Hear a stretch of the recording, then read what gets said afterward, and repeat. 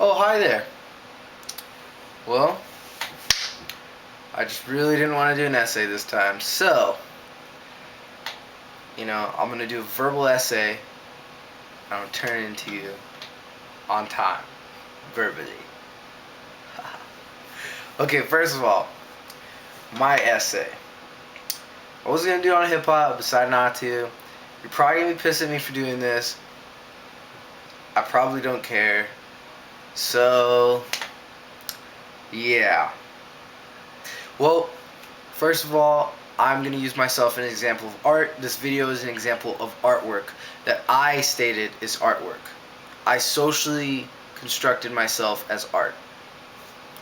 Now, what you perceive as art is not what I perceive as art. Therefore, art can be a very powerful symbol.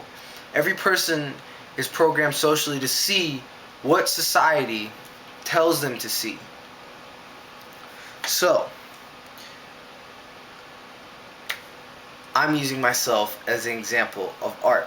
And I socially am telling you to perceive me as an artist performing a verbal expression of art. So, you may not see me as that, but the act of me actually saying stuff can be powerful to some other people's in other people's eyes. If I tell them to go jump off a building, as an artist, verbally expressing that, somebody might believe that. As dumb as that sounds. Okay, second argument. This essay is an expression of my agency in the classroom.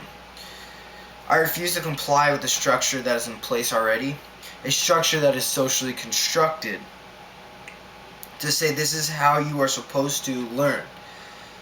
In all actuality, I've learned more in discussions with peers than reading any book, any quantities of book, or writing any paper in which I regurgitate the notes that I've taken in the last few days of class.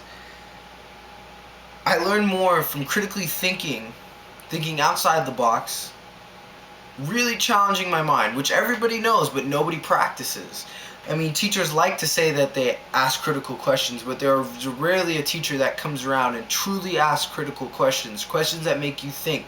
It's always questions that you're supposed to regurgitate notes about. You never have to think about both sides of the story, usually on any test, on any paper, on anything. You choose a subject and you write about it. That's it.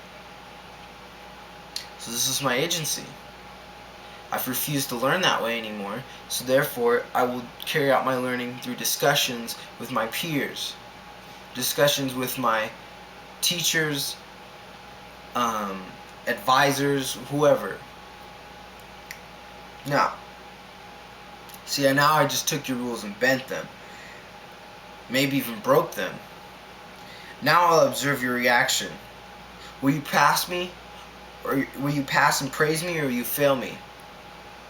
It's your free will to decide, which is a big thing to say. I mean, I've thought a lot about sociology, and honestly it comes down to two things. And this might be a little more, philosophy, but it comes down to two things.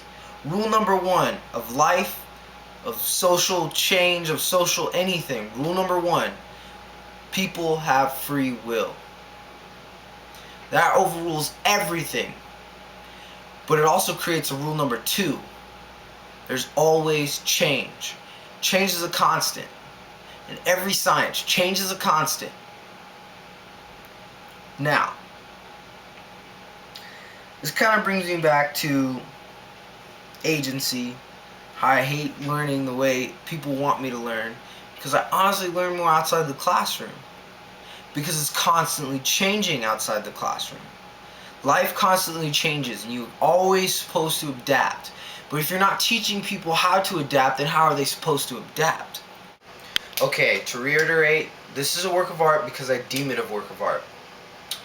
I made this film which socially I'm constructing into a symbol of art that could potentially influence a person or society heavily.